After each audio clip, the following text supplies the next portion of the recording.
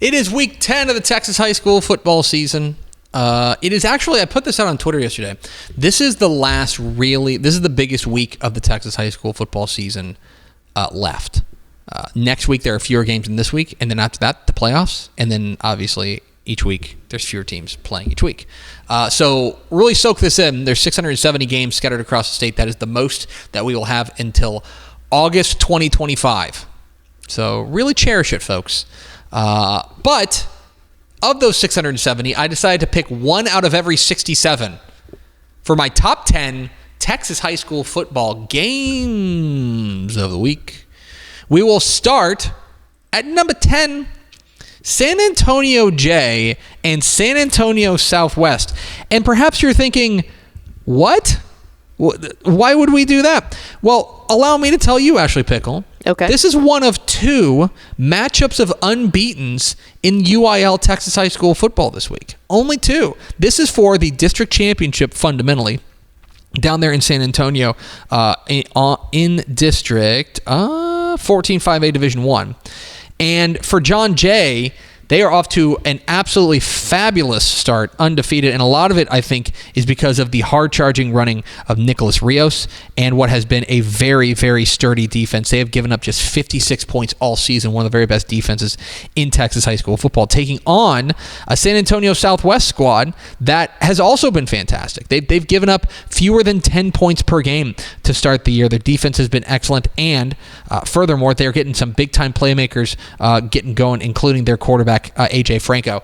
I think this is going to be a low-scoring slugfest and an opportunity for Jay. I think I looked this up. This would be their first, if they could win this game and then win next week, this would be their first outright district championship since like 2009. So this would be a huge deal down there. It's a big game in the Alamo City down there as San Antonio Southwest welcomes in San Antonio Jay.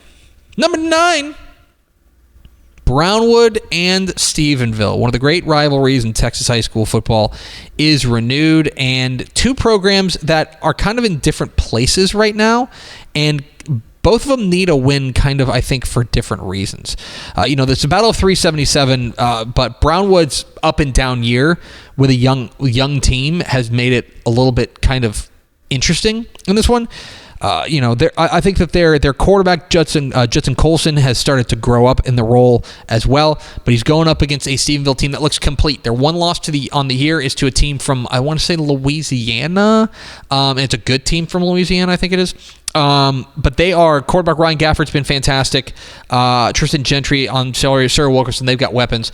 But my question is going to be on the defensive side. Their defense has been beat up at times. Can the defense slow down Judson Colson? The other thing to remember is that this is a rivalry game, and so anything can happen. It's a big game there, the Battle of 377. You can check that out this week in the Big Country. Number 8, Houston Kincaid versus Houston St. John's. This is the biggest private school game in the state this week, and from an SPC perspective, I think this is the biggest game of the year. These two teams have both been absolutely fantastic. Kincaid is 8-1 on the year. Their one loss on the year is on the road at Gunner in the opener.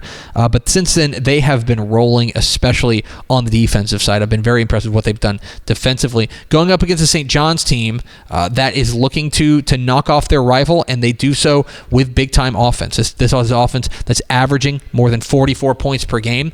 Kind of strength-on-strength matchup in this one. Huge game for Kincaid. They can clinch the district championship if they get this win.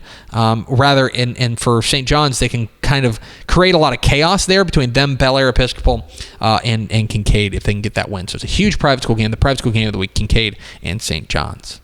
Number 7. Tomball and Klein Kane. We're going to talk with the head coach of the Tomball Cougars, Coach Dave Handel, coming up here. Spooky. The computer's haunted. Tomball and Tomball Klein Kane. We're going to talk with Dave Handel, the head coach of the Tomball Cougars, coming up here in just a little bit. One thing, this feels like the real big test here for Tomball. They're 8-0 or they're 8-0 on the year. They might be the quietest 8-0 team in Texas high school football, and it's hard to kind of pinpoint exactly what they're hanging their hat on, except for this. They have won, I believe it's 6 games. They've won 5 games by 1-score margins. They have been money in close games, which is a classic Tomball thing to do. They are rolling, but they have a big test on the road Saturday afternoon at Kane, which is a team that has 2 losses on the year, but they're to Klein Oak, or rather the 1 loss in the year is at 1 point loss to Klein Oak, which I know they wish they had back. But they have been really, really exceptional, I think, all the way around, especially I think that their offense has started to really lift off recently. Can this Tomball team continue their magic and continue finding what has made them kind of special this year? If they do, then they're probably going 10-0, and then you really got to start paying attention to what they're doing. Fascinated by this one, Tomball and Klein Kane going on Saturday. That game is a massive game in District 15 6A. Number 6, Jefferson and Texarkana Liberty ILO. This is the district championship out there in East Texas, and the 2 teams that are undefeated in District 8 3A Division 1 are going to play for the district title here. This is probably the game to decide who the chief challenger to Malakoff is in Region 2. If you want firepower, you will have firepower in this game. Jefferson, Taylor, their quarterback, Timius Taylor, rather, their quarterback has been great, and Cameron Williams, who's the UNLV commit, has been excellent as well. For Liberty ILO, Coach Brad Willard, we had him on the show a couple weeks ago. We know how well their offense is going, and I love this quarterback, Trip Basinger, how good he has been for them. This is a game where I want to see whose defense can bow up. That might be where Jefferson has an advantage on the road, but a fascinating state-ranked matchup in the 3A ranks as Jefferson takes on Liberty ILO. Number 5, Fort Bend Ridgepoint and Fort Bend Hightower. So it's time to start talking a little bit about Hightower. This is a team that I think, again, may lay claim to being the most underrated and under the radar undefeated team in the state. It's the Tollway Cup is what they call it, and it's for the District 21 6A crown. Hightower is loaded on the defensive side especially. They've got an LSU commit and Cade Phillips leading the way. That might be the fastest defense in Texas high school football. Taking on a Ridgepoint team that has plenty of weapons. Austin Carlisle, their quarterback, is a true QB1. They got playmakers on the outside like Dane Jones. This Ridgepoint team is absolutely loaded. I think this might be the first time that Hightower has faced a team with the amount of dudes that they have. So that is one thing to keep an eye on. Can they handle that? That game is tonight, by the way, at Mercer Stadium. Keep an eye on that one. Fort Bend Ridgepoint and Fort Bend Hightower. Number 4, College Station and Pflugerville Weiss. And this game is your Thursday night showcase of the week. It is. Live on Dave Campbell's Texan Live. And this game is going to be absolutely box office. I'm really excited to see what Weiss looks like this is not for a district title. One thing to note here, it's not for a district title because both these teams have lost to A&M Consolidated. Mm-hmm. But this game is probably to host a playoff game. Yeah. The winner of this game is probably hosting a playoff game. The loser of this game is probably going on the road to Houston in the first round of the playoffs. Not ideal. So, a lot of implications here. I want to see how Jackson Shad, the Pflugerville Weiss quarterback, the freshman, can handle the big moment here. He's grown every single week. He's got Adrian Wilson on the outside, who's been fantastic. This is a College Station team that does have the 1 loss on the year to their arch rival in A&M Consolidated, but one of the things that I think Cade Corcoran, their quarterback, has really started to grow as well.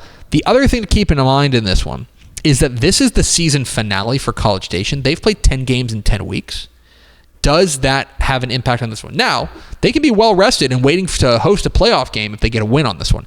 But a huge, huge matchup there in that district because the winner of this game in District 12 5A Division 1 is probably hosting a playoff game. Number 3, PSJA North and Corpus Christi Flower Bluff. We'll talk about this at length in the picks coming up here in just a little bit. This is a long road trip for PSJA North, 150 miles, going up to Flower Bluff to take on you can really kind of narrow this down to a matchup of pace.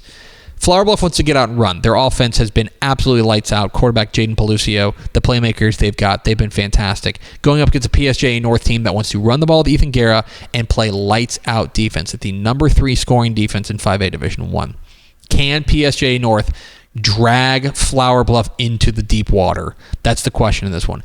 PSJA North can score, but I do not think they are built to play from behind. I think the first quarter is critical in this one. Fascinating matchup there for the district the district title 15-5 Division 1. Number 2, Munster and Collinsville. This is actually number 1 versus number 2 in the 2A Division 2 rankings, in the computer rankings, rather.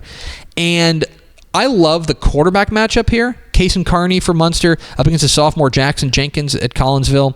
And then I want to see two teams who can find that complement offensively, who can find something besides the quarterback. It's going to take that. This is also a fascinating matchup, I think, to see who is probably in the pole position to win Region 2. Mm-hmm. Like the winner of this one is probably the Region 2 favorite.